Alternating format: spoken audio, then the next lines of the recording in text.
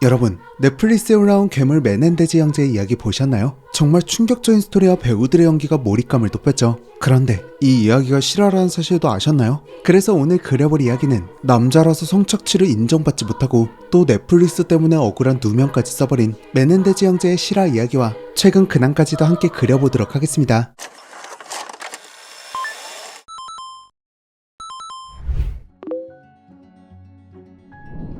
범죄랑은 굉장히 멀어 보이는 고급 주택가 베버리힐스. 이곳은 1000명당 1.8건이라는 낮은 범죄율을 보여주던 곳이거든요. 하지만 1989년 8월 20일 이런 곳에서 총성이 울리고 말았고 9일에는 신고가 접수되었습니다. What's the problem? Someone killed my parents. Pardon me? Someone killed my parents. What? Who? Were they shot? Hey, Matthew. 충격적이게도 부모님이 총에 맞았다는 내용이었고 신고자는 메넨데즈 가문의 형 라일과 동생 에릭이었죠. 현장에 출동한 구급대원과 경찰, 곧장 현장을 조사하는데 아빠 호세는 총 8발, 엄마 키티는 총 10발을 맞은 현장은 생각 이상으로 충격적인 상태였습니다. 일단 경찰은 현장을 조사하는 동시에 신고자인 라일과 에릭도 함께 신문했거든요. 우선 이들의 진술에 따르면 두 사람은 영화를 보고 밤늦게 집에 도착했고 TV를 보는 방에서 소리가 나서 가보니 방 안은 연기로 가득했고 화약 총과 같은 냄새가 나는 상태였다고 하죠. 그리고 부모님은 이미 사망한 상태라고 진술했습니다. 거기에 덧붙여 아빠인 호세가 사업을 하는데 적이 많다며 마피아 짓을 의심하기도 했어요. 근데 그 당시에 경찰의 눈에는 두 사람이 의심되지 않았나봐요. 금방 두 사람을 풀어주었고 두 사람은 빠르게 부모님의 장례를 마쳤습니다. 이후에도 경찰은 계속해서 수사를 진행했지만 심각할 정도로 수사에 진전이 없었습니다. 그리고 그제야 시선을 돌리기 시작한 경찰. 그때 그들의 눈에 다시 들어온 건 메넨데즈 형제였습니다. 왜냐하면 그들이 부모를 잃은 자식들의 모습과는 거리가 있었기 때문이었어요. 우선 라일과 에릭은 부모님이 사망하고 보험금으로 약 65만 달러가 지급되었습니다. 거기에 유일한 상속자였던 형제들이 부모의 유산을 받을 확률이 높았는데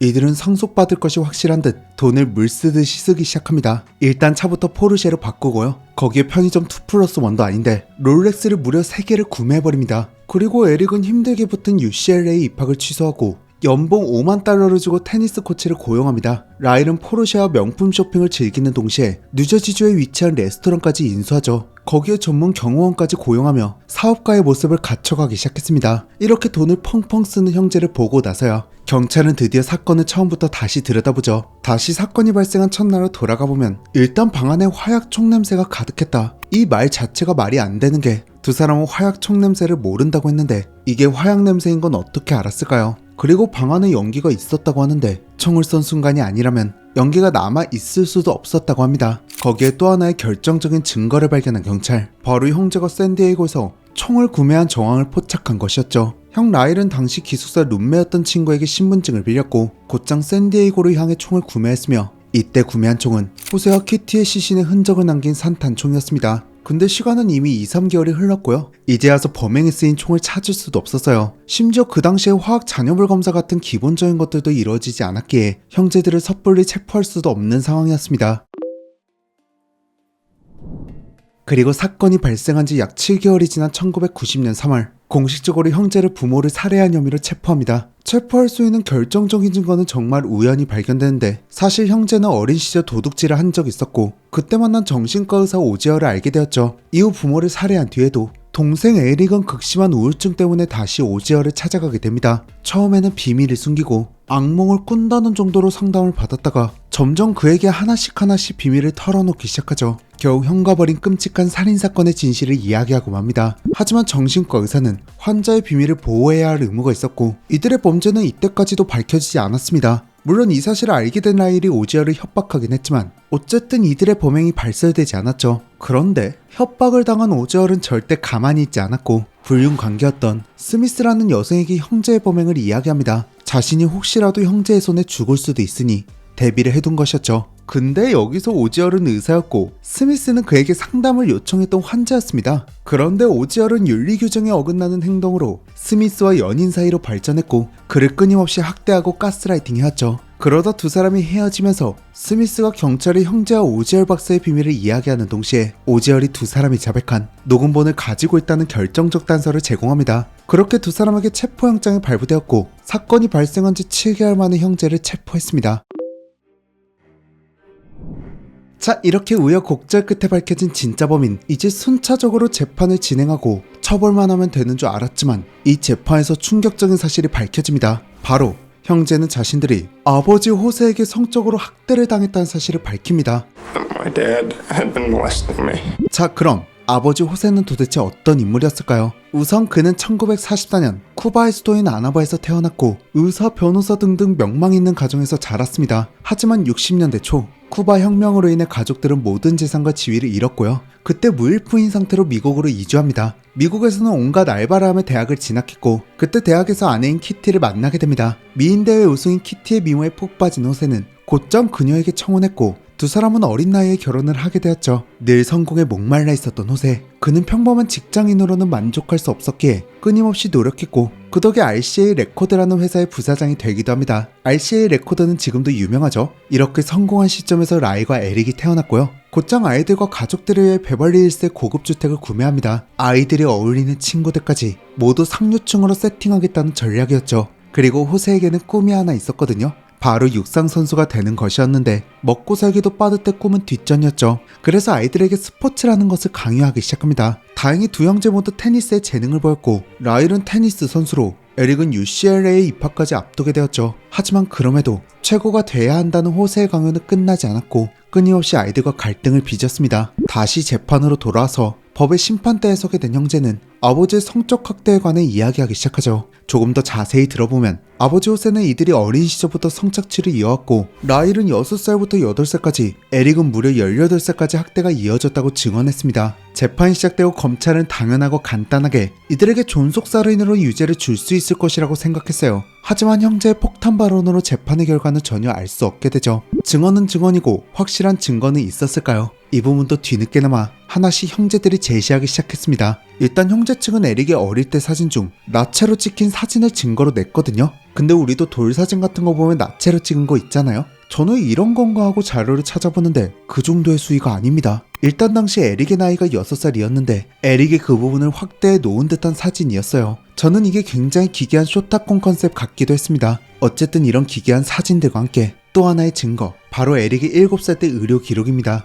에릭이 7살 때 급하게 응급실에 입원하게 되는데 입안, 후방 인드 쪽과 영국에 상처가 생겼다는 이유였습니다. 당시 호세와 키티는 정확히 어떻게 상처가 났는지도 모른다고 답을 했고 에릭의 상처만 자세히 의료 기록으로 남아있었어요. 이걸 재판에 증거로 내놓고 의사소견도 함께 내놓았죠. 의사소견에 따르면 이러한 유형의 부상은 아동이 구간 성행위를 당했을 때 나타나는 증후라고 증언합니다. 이 소견과 함께 재판 이후 실제로 현재 치과 의사들은 아동들에게 이러한 증후가 보인다면 바로 아동학대로 신고하라는 교육이 되고 있다고 해요. 그런데 상식적으로 이해가 되지 않은 게 또 있죠. 형제에게는 아빠 호세만이 있었던 게 아니라 엄마 키티라는 존재가 있었다는 거죠. 보통 엄마라면 이러한 학대를 신고하는 게 정상이잖아요. 그게 아니더라도 최소한 아이들을 보호했어야만 했지만 키티는 달랐습니다. 오히려 호세가 아이들에게만 관심을 쏟으니까 질투했대요. 부부가 쌍으로 미친 거죠. 그런데 의료 기록에 이것만 있던 게 아닙니다. 에릭의 오른쪽 허벅지에 봉합되지 않은 흉터가 있었는데 호세에게 더는 이런 걸 하고 싶지 않다고 이야기하니까 그가 주방칼로 에릭을 협박했다고 해요.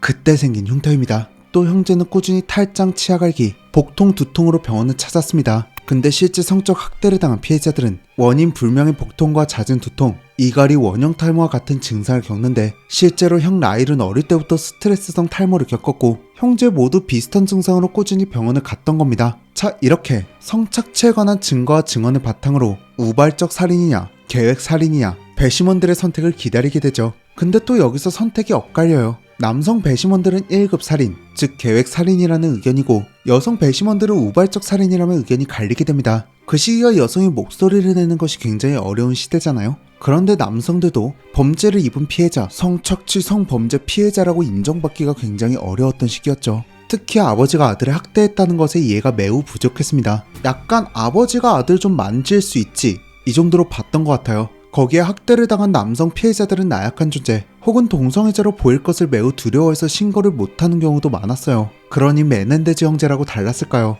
역시나 남자 배심원들에게 공감을 받지 못했습니다. 근데 또 호세, 키티 가족들은 형제의 편이었어요. 그렇게 평판이 좋지 못했고 대충 꾸준히 학대의 정황이 보였지만 남의 가정산이 크게 걸고 넘어지지 않았던 거죠. 그중 사촌 다이에는 라일이 8살 때 메넨데즈 형제의 집에 머물렀는데 그때 라일이 자신의 방으로 와서 누나와 함께 자도 되냐고 물었다고 합니다. 그리고 라일은 아빠가 방에 들어와 만질까봐 무섭다고 이야기했죠. 아빠의 가족들, 엄마의 가족들 모두가 형제의 편에서 목소리를 내고 의료 기록부터 학대의 증거를 꾸준히 냈지만 그럼에도 계속해서 형제에게 불리하게 재판이 돌아갑니다. 그 이유 중 하나로는 판사의 문제도 있었어요. 당시 스탠리 와이스버그 판사는 첫 번째 재판에서 허용했던 촬영을 두 번째 재판에서 갑자기 금지했고 두 번째 재판에서 변호인 측의 많은 증거를 기각합니다. 촬영을 금지하면 대중은 형제들의 이야기를 듣지 못하고 서서히 잊혀지겠죠? 그리고 증거를 기각하면 학대를 받았다는 사실을 인정받지 못합니다. 그렇게 검찰 측은 계속해서 형제가 부모를 죽인 이유는 오로지 돈 때문이라고 밀어붙였고 그들이 쓴 수십억의 돈이 증거라며 계획살인을 주장합니다. 거기에 또 형제에게 불리할 수밖에 없었던 게 오제의 심슨 사건까지 겹치고 해당 사건이 무죄를 받았기 때문에 메넨데즈 형제 사건만큼은 유죄를 받아내야 했죠. 그렇게 형제에게는 기적 없는 유죄가 선고되었고 판사는 가석방 없는 종신형을 선고했습니다. 이후 꾸준히 형제는 항소를 해왔지만 계속해서 기각당하고 시간이 흘렀죠. 하지만 SNS, 유튜브, OTT와 같은 플랫폼이 발전하면서 형제의 이야기가 다시 주목을 받기 시작했고요. 또 다른 증인과 증거들이 나오기 시작합니다. 일단 호세의 또 다른 범죄가 나왔는데 RCA 레코드라는 음반사에 있었다고 했잖아요. 호세가 임원으로 있을 당시 로이 로셀로라는 가수가 소속되어 있었죠. 그리고 호세는 그를 집으로 초대해서 시간을 보냈는데 당시 14살이었던 로이에게 와인을 건넸고 와인을 한 잔 마시자마자 로이의 기억이 끊겼습니다. 이후 깨어난 로이는 바로 알 수 있었죠. 자신이 호세한테 성적으로 학대를 당했구나. 그렇게 몇 번이나 호세에게 당했지만 신고를 할 수 없었어요. 신고하면 그룹에서 잘릴 수도 있다는 두려움 때문이었겠죠. 그리고 2023년 형제를 돕기 위해 로이가 용기를 냈습니다. 거기에 형제를 위해 증언을 했던 사촌 앤디의 집에서 편지 하나가 발견되는데 사건이 있기 약 1년 전에 에릭이 앤디에게 보낸 편지였습니다. 내용은 대충 여전히 아빠에게 성착취를 당하고 있고 매일 피하려고 노력하고 있지만 언제 어떻게 아빠가 들어와서 자신을 학대할지 걱정되고 무섭다는 내용이었죠. 이런 중요한 증거가 지금에서야 발견된 이유는 앤디가 약물 과다 복용으로 죽었기 때문이었습니다. 그래도 앤디의 어머니가 끝까지 형제를 위해 싸우고 있었고 다행히 편지가 집안에서 발견되었죠. 2024년은 형제에 관한 드라마 다큐만 해도 1년 내내 나왔다고 할 수 있을 정도로 뜨거웠고요. 덕분에 여론은 형제의 역량이 너무 무겁다는 식으로 형성됐고 형제 가족들, 친인척들 모두 형제의 석방을 요구합니다. 특히 키티 쪽 형제들에겐 이모죠. 이제는 90대가 된 이모까지 형제를 가족의 곁으로 보내달라고 요구해요. 그리고 다행히 현재 LA 검찰에서 형제의 사건을 재검토 중이라고 알려졌습니다. 현재 LA 카운티 지방검찰청은 11월 26일 메넨데즈 형제의 사건에 대해 청문회를 열 예정이라고 합니다.